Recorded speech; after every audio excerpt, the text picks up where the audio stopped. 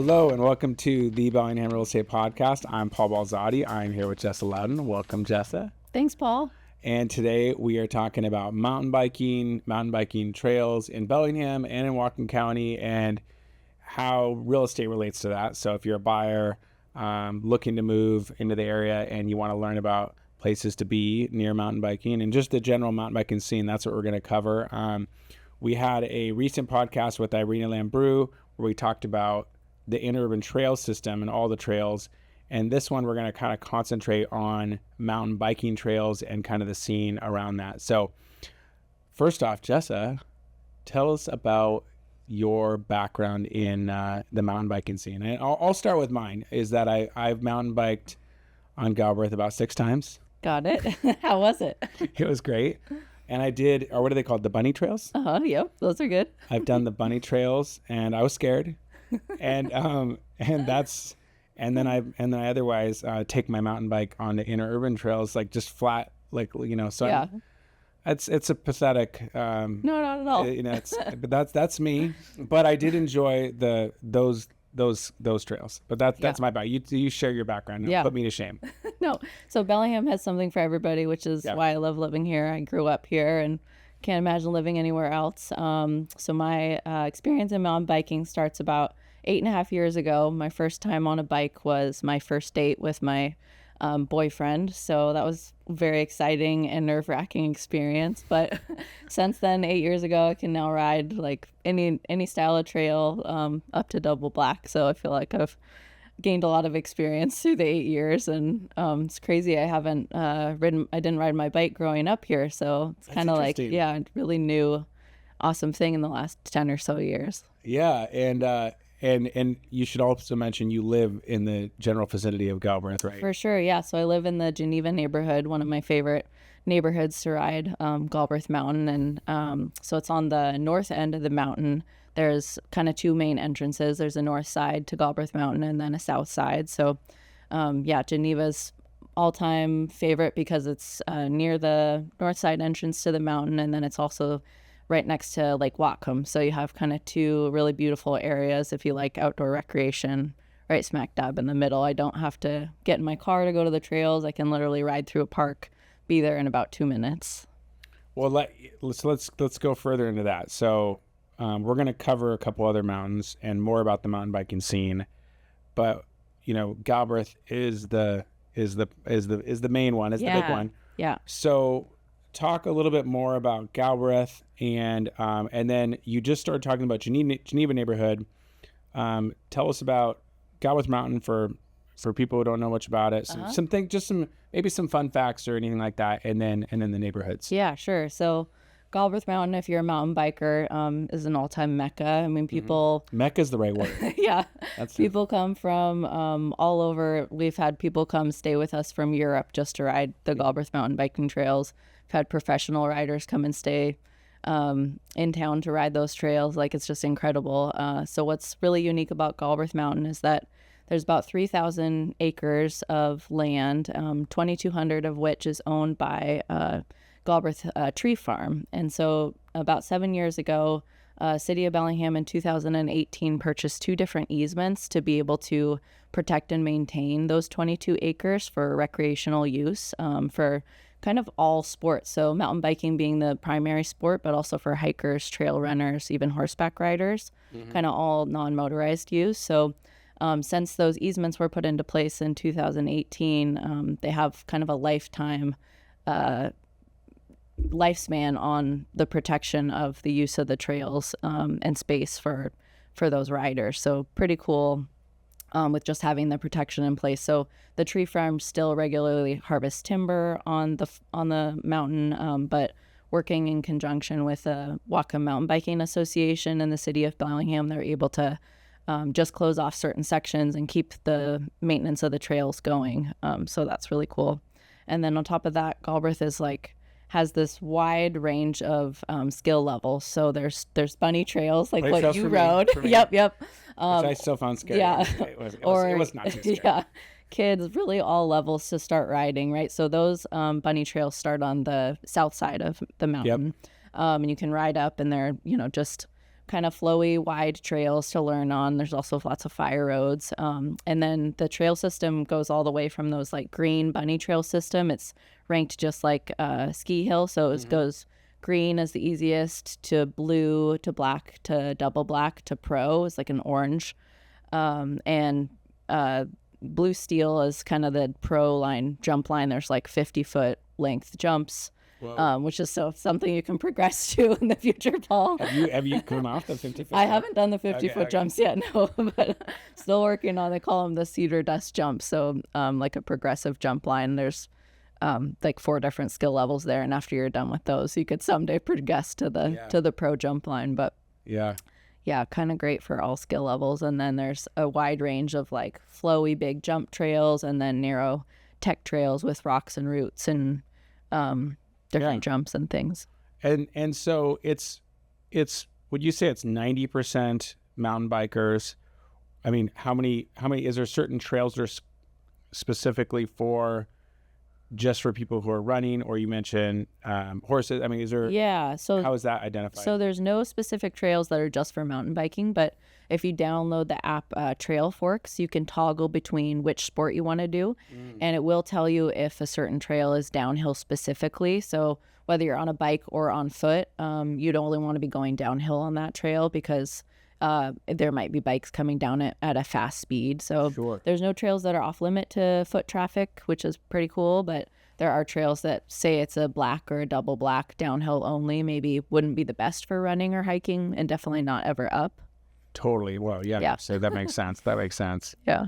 Okay. And then you mentioned the app Trail Fork. When coming out of Galbraith, looking at different neighborhoods, you mentioned Geneva. Another thing about getting into the real estate side of it.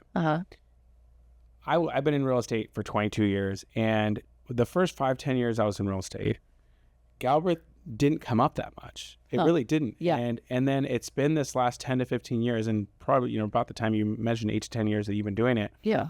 Where the neighborhoods surrounding Galbraith, it feels like almost half of the people moving into the neighborhood are moving into these neighborhoods to have access to Galbraith. That's really become, just as much as like, hey, I want to be by the lake or I want to be by the bay. Yep. It's become that big of an amenity and that big of a, to the point where it has affected even resale values in these neighborhoods. So talk about the neighborhoods a little bit.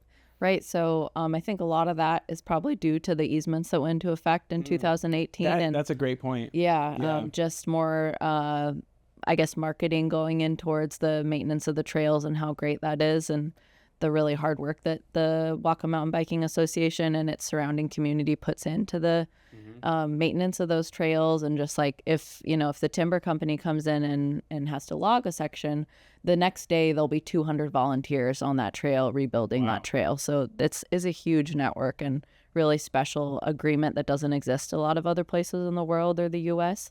to have that kind of symbiotic relationship with a logging company and the recreational community. Yeah. And then as far as the neighborhoods, I mentioned Geneva. So values in Geneva can range from like 700,000 to about $1 million is maybe the kind of average in that neighborhood, just because a lot of the homes are a little bit newer and the lots are a little bit larger. So that's one of the reasons I love living there, is that there's more privacy. There's big mature trees. It feels a little bit more rural. You're just outside of the east city limits of Bellingham, and so you have a little bit more freedom with what you can do on your land, and just the space is really, really great. And then on top of access to Galbraith Mountain, you can also get to the next mountain east, so Lookout Mountain, which also has significant trail system. Yeah, that's right there. That would be just east of Galbraith, right? Yeah. So and then next up would be, I guess, coming in would be like Whatcom Falls. Totally, yeah. So the north entrance to Galbraith Mountain is on a street called Birch Street, which is right in Whatcom Falls neighborhood. Really special community that's kind of it skirts the edge of Whatcom Falls Park, one of my favorite parks in all of town. So that park has a pump track for bikes. It has dog park, playgrounds, tennis courts, waterfalls, just everything. But then is also back to, part of it is back to Galbraith Mountain. So right from your doorstep, you don't have to get in your car. You can just ride the trails within a minute or so. Pretty special. And that's just, and it's so wild that from there you could be at Below Donovan Park, Whatcom Falls Park, or Galbraith, all within like a half a mile. Yep, totally. In that little section right there, which is incredible. Yeah, really neat. And I mean, and I would say because the lots are a little smaller, there's some homes that even, you know, some homes even start in the 500s. Yeah. Not to make it sound like 500s is like still a lot of money, Paul, but yeah, I mean, I just had a really great friend, buy a home for $530 in the Whatcom Falls neighborhood, and he's a mountain biker, firefighter, and it was really important to him to be in the network closest to the trails, and so he was able to find, I mean, in Bellingham, that is a more affordable home, right? Since the median home price is running about $750,000, so lower than that is definitely more affordable. Yeah, 530. I mean, if you're in Seattle, greater Seattle area, and you're that close to a lake and trails and stuff like that, you could. Impossible. Yeah, so it's still relative to the Pacific Northwest real estate scene. It's there's some stuff that can still be biased, which is great. Yeah. What else we got? Yeah, so then you mentioned Blow Donovan Park, which is near Whatcom Falls neighborhood, but then also one of my favorite parks in town. So that's right on Lake Whatcom. It's about 20 acres, managed by the city of Bellingham, and we have a giant dock there, volleyball courts, a boat access, paddleboarding. And then on the other side of Blow Donovan Park starts the Silver Beach neighborhood. So that's another neighborhood I really like to encourage buyers to look into if they mountain bike and want to be rideable distance to trails. It doesn't skirt the edge of Galbraith, but if you ride through Whatcom Falls Park, you can get to the trails in less than 10 minutes. Yeah, especially if you're on that kind of more northwest edge of Silver Beach. Totally. Yeah. And there's lots of waterfront homes there. There's the lots are a bit smaller, similar to Whatcom Falls, a little bit different than Geneva, but a lot of the homes have spectacular views of the mountains, of the lake, and then just incredible access to the trails. So there's also a couple different parks over there I really like to mention. There's Northridge Park, and then also the sculpture Big Rock Garden, which is pretty special place with like you can walk through it for free, and there's sculptures and different flowers, and it's community maintained, really beautiful park. So, okay, I'm going to move you back. I'm going to move you back. So now we cut back through Alabama Hill, which would take us obviously back through Whatcom Falls Park. If we go, what other neighborhoods coming back the other direction? And then I think we could then head east again. Yeah. Going back down south, what other directions, neighborhoods could you access Galbraith, like within, let's say, a few blocks? Sure. So my other two that I want to mention are the Puget neighborhood. So if you're looking at a map and you're looking at where the Whatcom Falls neighborhood is, if you just cross over U Street, so you're just west, which is even closer to town, pretty great, but would be Puget Hill. So there's a wide mix of single-family homes. There's multifamily homes in Puget, but again, you ride right across U Street, and you can access the mountain in minutes from Puget neighborhood. And on top of that, there's some more affordable homes in that neighborhood, and it's also definitely just a few minutes to places like Whole Foods or Civic Center, which has giant football stadium, track. There's an aquatic center, ice hockey, indoor soccer. So bike park and a skate park. So and then south of there would be Samish. Samish, and that's where is Samish. I guess technically that parking lot to get into Galbraith, that'd be technically Samish.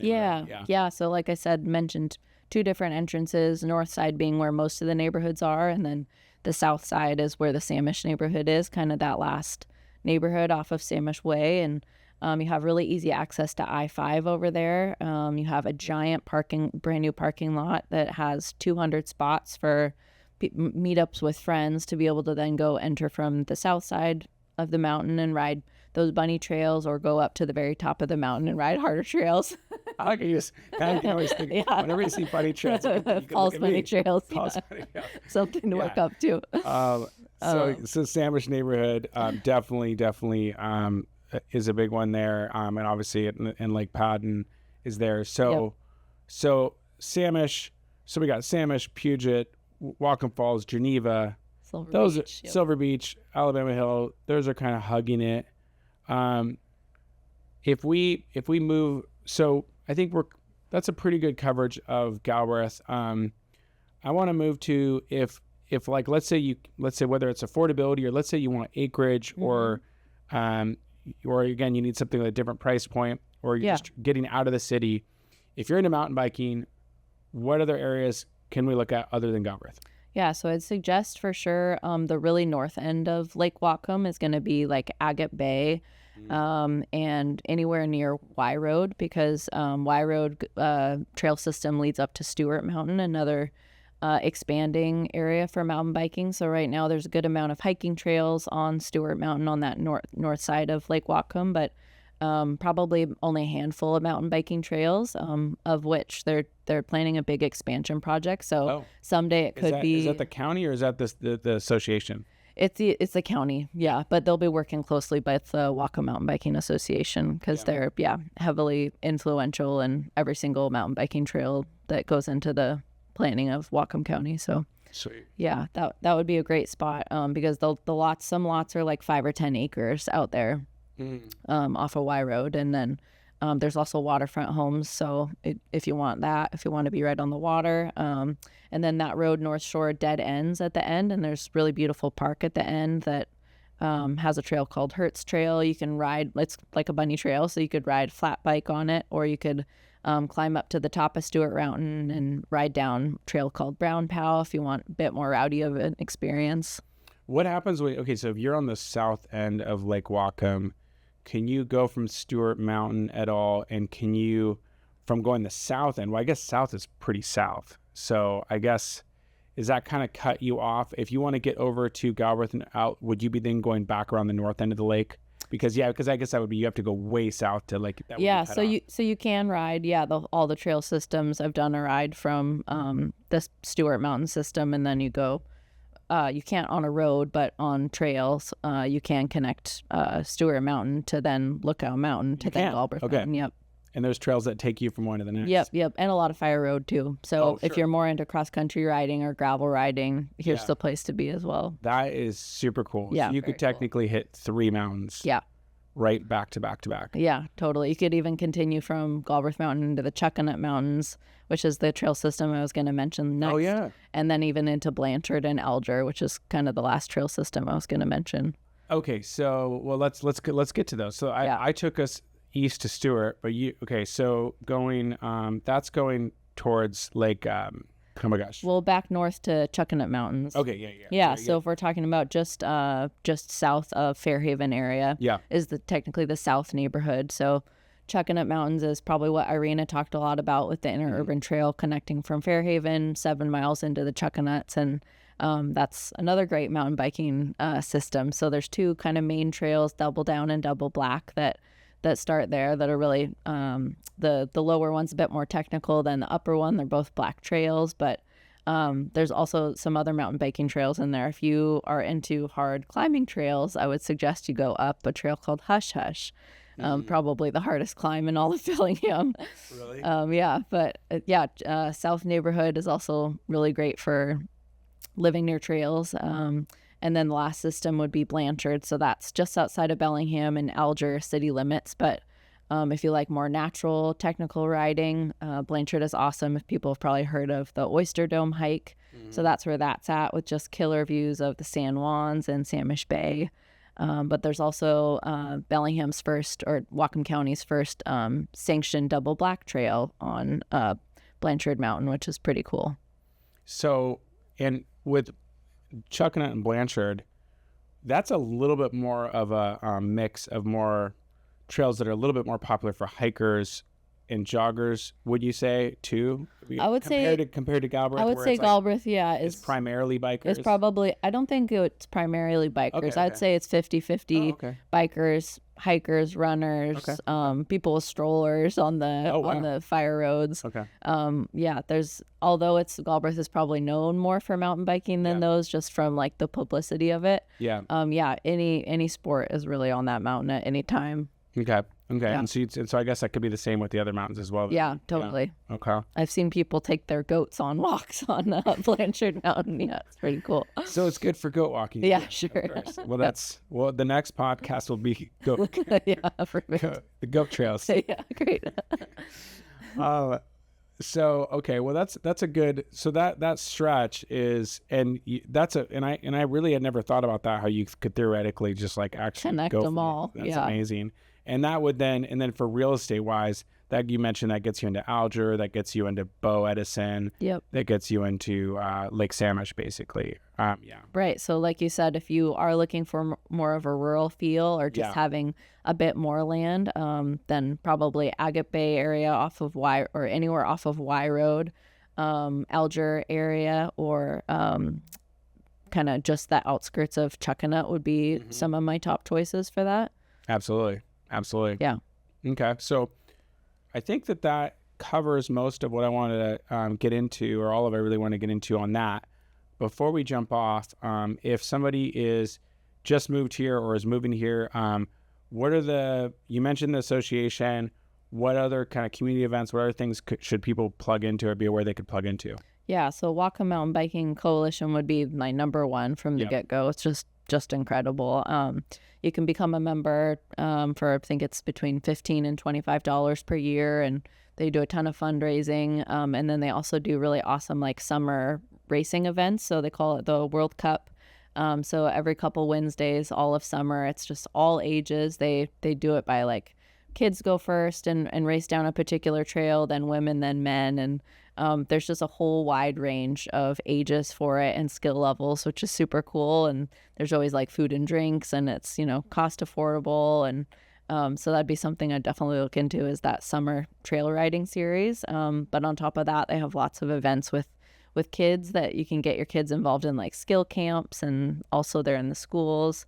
They can help get you a bike if you don't have a bike. Nice. And then there's different community events that happen down at Trackside downtown. So there's a wide range of skill levels for like different pump tracks down there. With you can teach your 1.5-year-old to ride a bike down there, or you can hit like the double black jumps. Yeah, I read that they read that pump track down at Trackside was initially just supposed to be a temporary thing. Right. And then good luck getting that gone. We'll now. see. Yeah, that might be challenged, but because that's supposed to be developed for other things in the future, but I think it's becoming a little bit of a staple down there. Yeah, we'll see. And if they do develop down there, hopefully they'll just move it to somewhere close by. Right. Yeah, absolutely. But that space has opened up, a lot of availability for big events like the Northwest Tune-Up, if you've heard of that. Yep. Big mountain bike festival that happens in July, where there's a big endurance race that happens on Galbraith Mountain during it, and they have lots of booths set up down at Trackside and music, and they have free bike demos every year. It's really neat. Sweet.